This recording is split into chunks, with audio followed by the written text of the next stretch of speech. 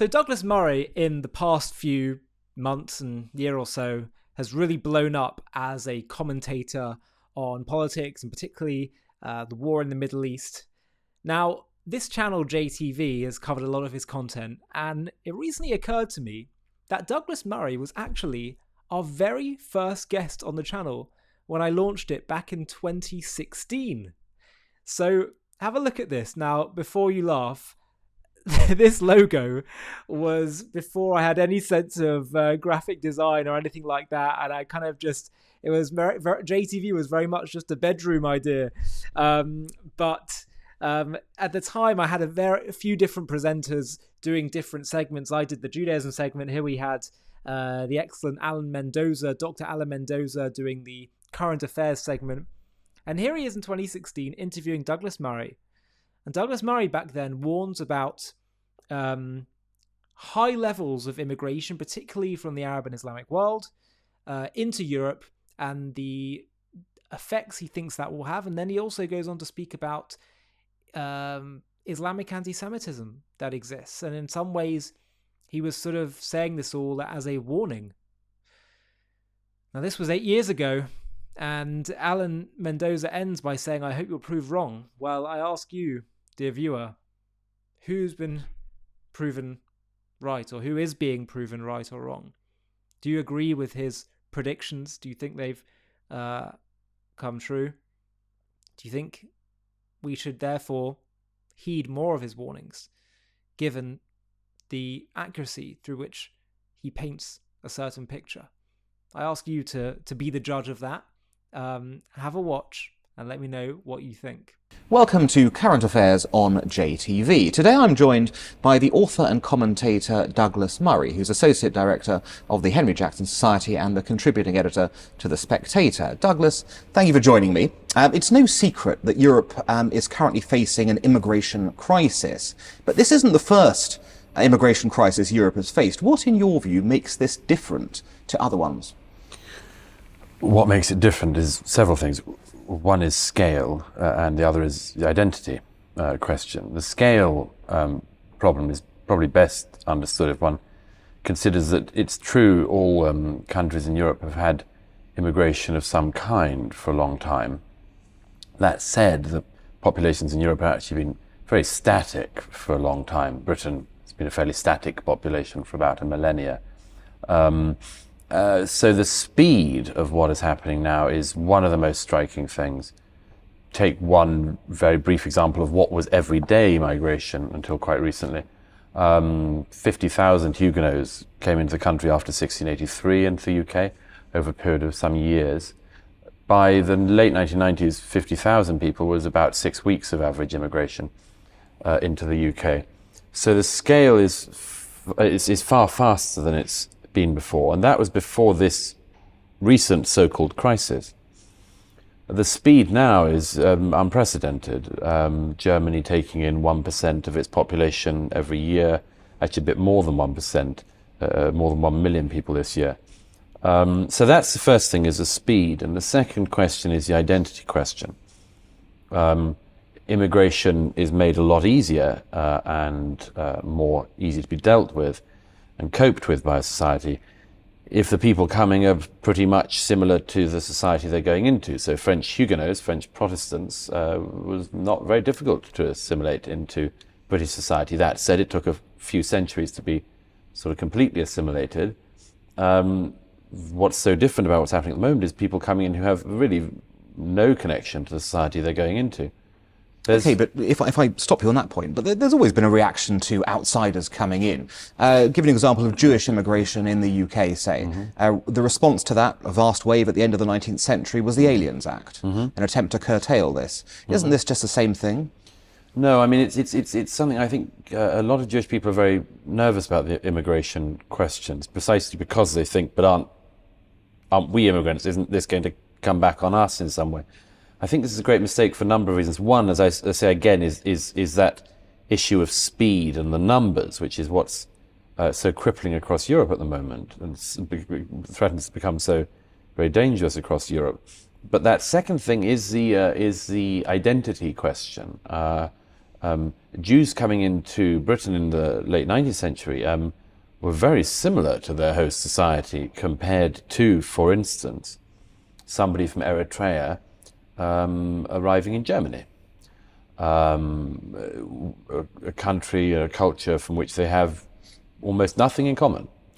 And this is the reason I cite these two things, the numbers and the identity question, is because these are two things which people have been very, very unwilling to consider in recent years. But they will have to consider them. And you can see that, by the way, just one very quick example, you can see that by the fact that after allowing in roughly 1.2 million immigrants this year into Germany, after having already done that, Chancellor Merkel's government then realizes there might be, let's say, an anti-Semitism problem among some of their new arrivals. So suddenly a German minister says, we don't want anyone who has anti-Semitic views coming into Germany.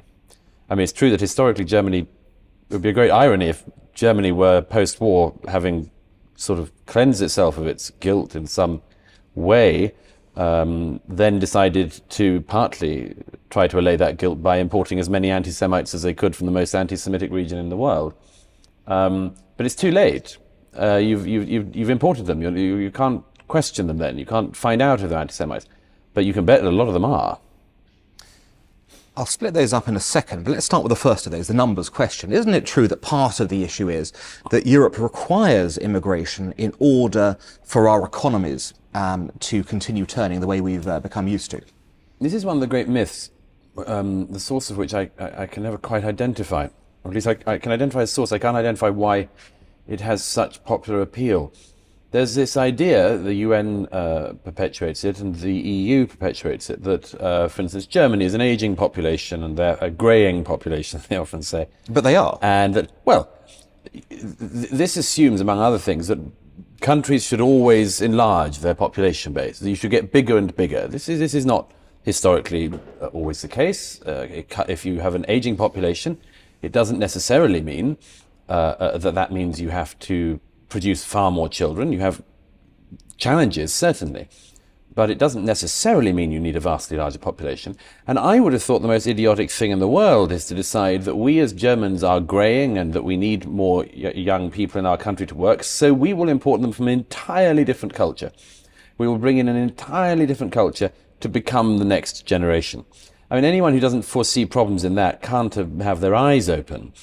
But the other crucial thing about this is this: nobody can explain at the EU level or anywhere else at the level of people who have been perpetuating and encouraging this level of migration, can explain how it is possible to simultaneously or to argue that Europe needs these people as it were, a labour force, when they are entering largely through countries in the south of Europe which all have between 25 and 50% youth unemployment.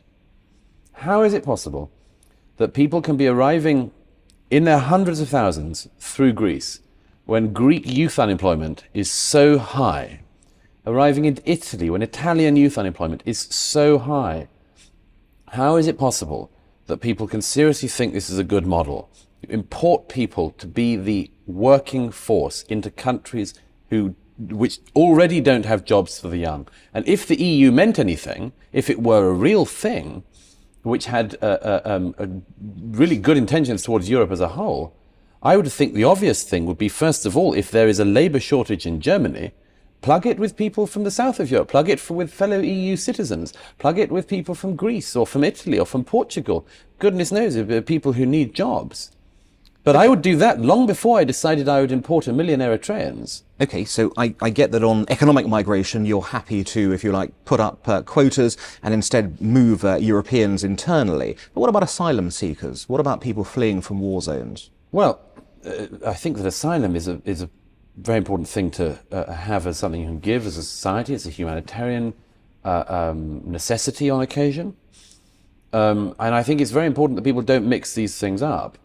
In my observation, having travelled to some of the points of entry that migrants are coming into, most of the migrants coming into Europe and who have been coming in the last few years are not asylum seekers. They are not asylum seekers.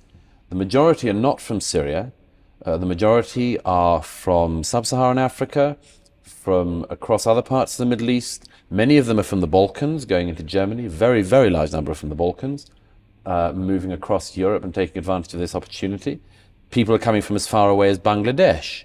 This is because at this fateful moment last year, Chancellor Merkel basically said the doors of Germany are open, and everybody who wanted to go could go in. So it's a great mistake to think that the immigration crisis now confronting Europe is a crisis which we can't do anything about because we owe it to the Syrian people to give them asylum. As I say, re-stress, most of the people coming are not Syrians. They are not fleeing war. Okay, let's leave the numbers debate for one moment. We are where that is right now. Integration is obviously the other part of what you suggested. And you mentioned some problems, for example, anti-Semitism coming in with some immigrants, other things that we've obviously seen recently in Cologne and other places, attitudes being brought in. How do we integrate people on this scale in our societies? Because as you said, if we fail, then we fail completely. Yes, I mean, we should start from the premise that it may not be possible. It may be too late, it may not be possible. We may be facing a future of unbelievable strife across our continent that changes it entirely and changes attitudes entirely. That is possible. And I say that simply because the political answer is always, we must make this work or this will work and so on. And actually, when you make such profound changes to a society, it's possible that you will destroy your society. Now, most of the migrants coming to Europe in recent years are of Muslim background. And we know that the Muslim world is the only part of the world since the Second World War where anti-Semitism is tolerated and indeed encouraged, taught. And we know this even in Britain. Britain and its Muslim communities, which have been here for some decades now, themselves have a very serious anti-Semitism problem.